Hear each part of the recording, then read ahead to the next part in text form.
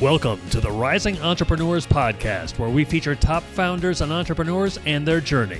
Now, let's get started with the show. All right, welcome everyone. John Corcoran here. I'm the host of this show. Check out some of my past episodes. I've got all kinds of interesting interviews with smart CEOs, founders, and entrepreneurs of companies and organizations like Netflix and Kinko's and YPO, EO, Activation Blizzard, Lending Tree, OpenTable, and many more. I'm also the co-founder of Rise 25, where we help connect B2B business owners to their ideal prospects with done-for-you podcasts and content marketing. And this episode is part of our Global Leadership Conference series. The Global Leadership Conference, or GLC, is a conference for emerging business leaders. It's put on by Entrepreneurs Organization, known as EO, each year. I'm a member of that organization, and our guest here today is as well. And we're going to talk a little bit about that upcoming event, which I'm super excited for. It's in April, at the end of April this year, 2022.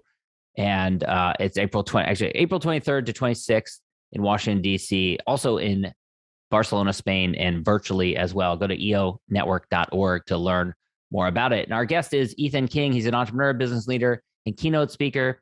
He focuses on helping people to achieve a life of wealth, health, freedom, and happiness. He scraped together $700 with his college girlfriend to launch Stuff for Greeks, which has grown to one of the world's leading brands for custom fraternity and sorority merchandise.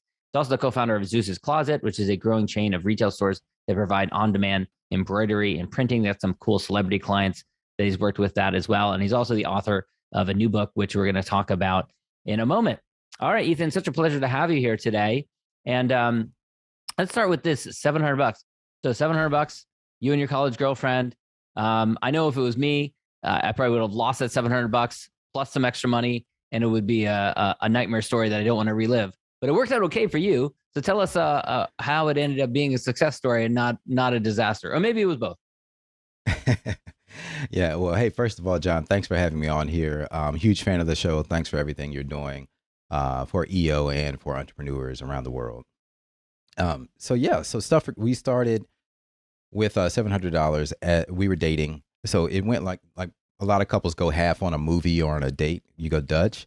Half on a business. We went half on a business. So literally, we met in college on the campus of University of Georgia, and my girlfriend Monica was in a sorority, and I was in a fraternity. We were friends first, and then we started dating, and we had this idea of offering paraphernalia online to the world. Now, I'm dating myself, but this was at a time when that was still a relatively new concept, when the World Wide Web was. Yeah, it's a novel idea. So when are we talking about here? Like mid 2000s, early 2000s?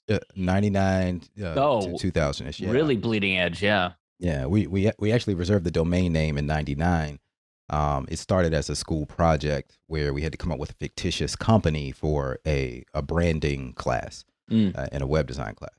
So since I was new to the fraternity and it was fresh on my mind, you're just passionate about, this organization that you just joined.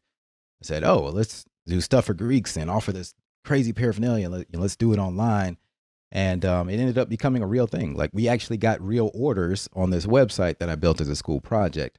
Like randomly, like without even knowing? They just like orders came through? Yeah. Wow. So we initially got orders from friends on campus, and then we started getting some from people who we didn't know.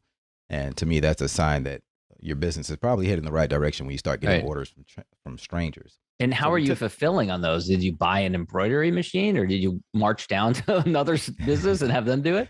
Yeah. In our beginning times, we outsourced everything. We were just like the sales engine. To be honest, we didn't even know what it was called at the time. Embroidery, stitching, sewing. I thought it was just somebody's grandmother in a basement with a sewing machine putting these jackets together. So we had to search all these different terms and find out, because embroidery, when most people hear the word embroidery, what comes to mind is like these embroidered quilts and things like that. But I was a graphic design major, and when I learned that commercial embroidery is really just graphic design, you're converting the files a certain way to be sewn out, and we do these high-end jackets. I was like, oh, this is graphic design. This is already what I do. I just need to learn a few more steps to make this happen. Yeah. And now, but the challenge, one of the challenges with that is labor intensive, highly skilled. You're also shipping out maybe a very expensive jacket to someone which if there's one letter off, like you have to go back and make it whole, I assume. So, what were some of the challenges with starting that kind of business? Yeah. So, one step that just a lot of innovation, really. One step that we implemented that most companies don't do is we do a heavy proofing process in the beginning to make sure your jacket looks exactly how you want it to look before we do the production and ship it out to you. So we have a 100% accuracy guarantee that your jacket will look exactly like the proof. We also have a lifetime guarantee on the embroidery. The way that we do things, the quality is, I mean, everybody says this, but our quality is like way better. Like even if you compare side by side with other companies, and of course we ensure the shipments when they go out. So Yeah. really, it goes beyond jackets. These are really like high end customized pieces of art. It's like you're commissioning us to create this personalized art for you that you're walking around in on campus and or wherever you are, and just the only downside is our customers get tons of attention wherever they go wearing these jackets. That's a bad thing. Well, and you've actually attracted a number of celebrities who have Yeah. used you. Yeah, definitely. Rick Ross, Tyler Perry, Akon. We do a lot for. We've tapped into the film and TV business, which has been booming here in Atlanta. So most of the Marvel movies are filmed here, Wow. and we end up doing things for the wardrobe departments. Um, One of our uniques is that we do everything in house from design to production, which allows us to offer extremely fast service.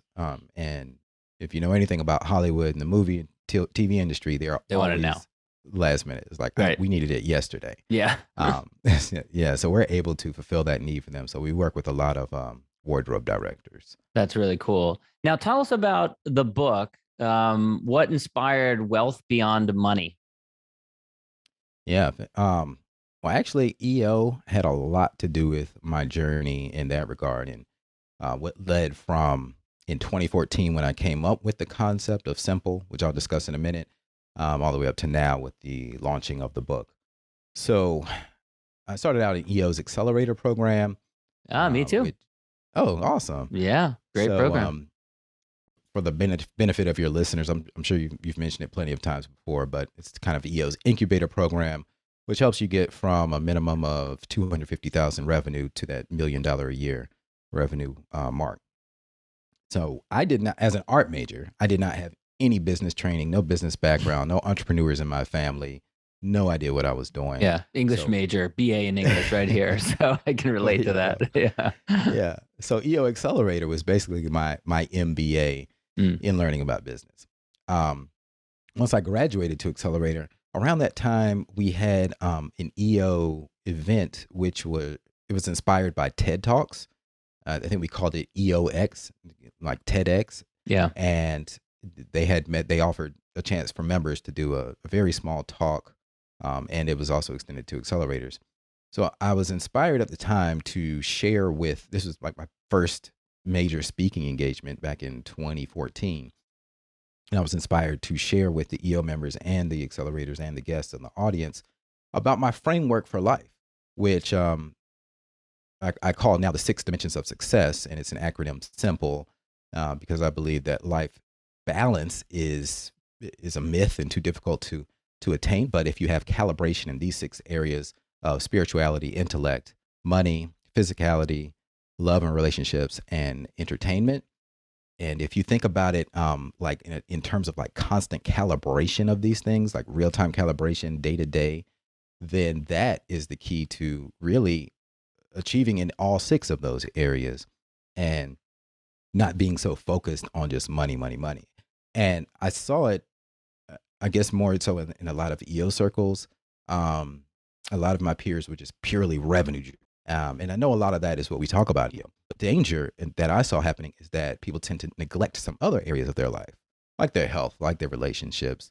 And when those areas tend to suffer, then now you're completely imbalanced and unhappy, even if you hit those high revenue goals. That inspired the title of the book, Wealth Beyond Money, because it's obviously not just about money. And it talks about how those 6 areas are related. And I give plenty of actionable tips of how you can achieve in every single one of the dimensions.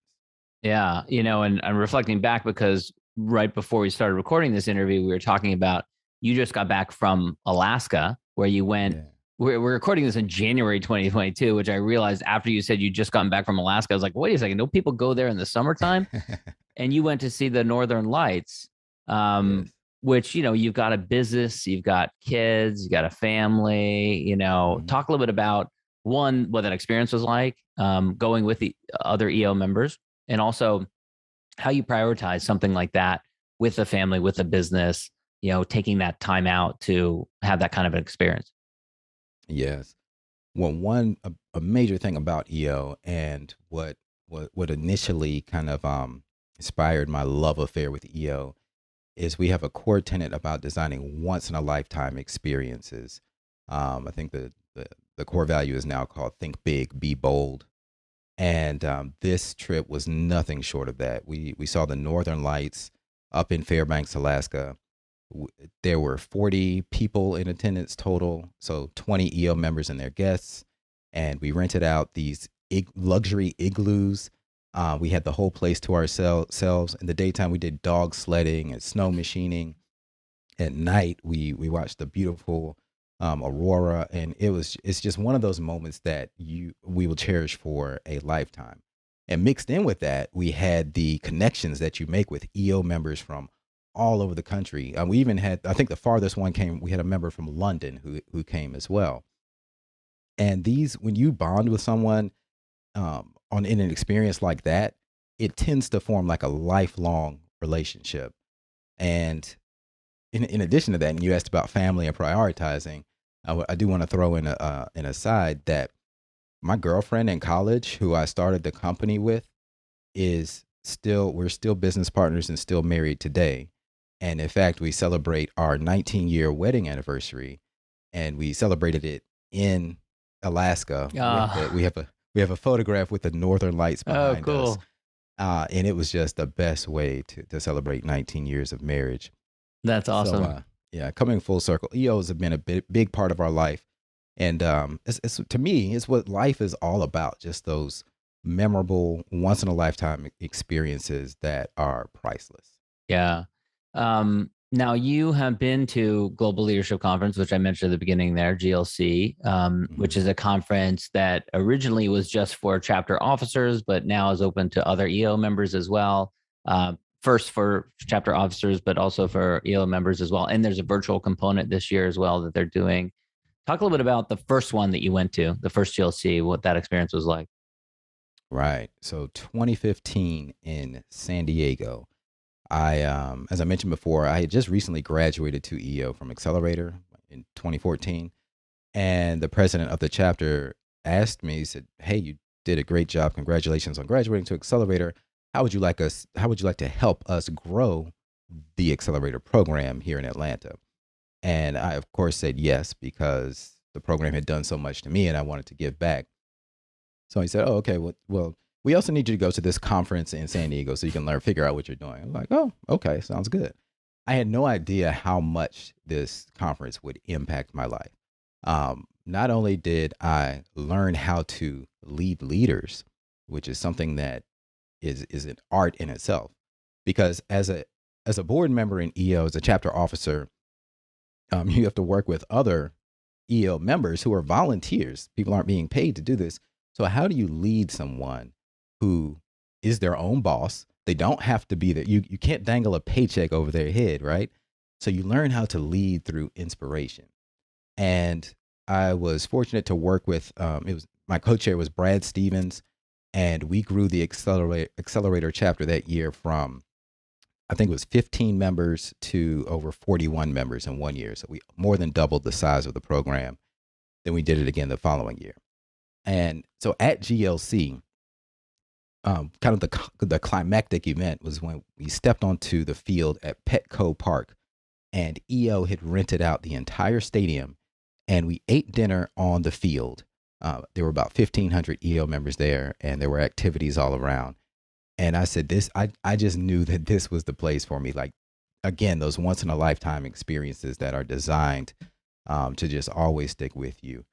And little did I know at the time, but 4 years later, I would become chapter president, and I brought my own board to GLC in 2019 in Toronto, which was another amazing experience.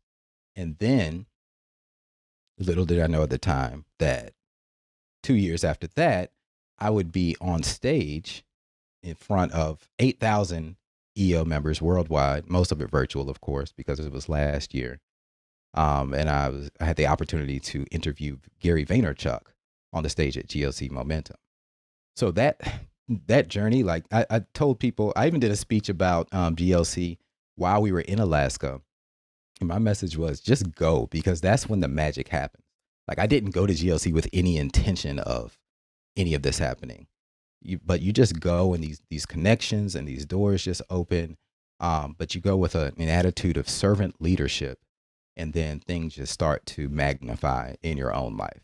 Yeah. And you mentioned, Petco Park, the Padres Stadium.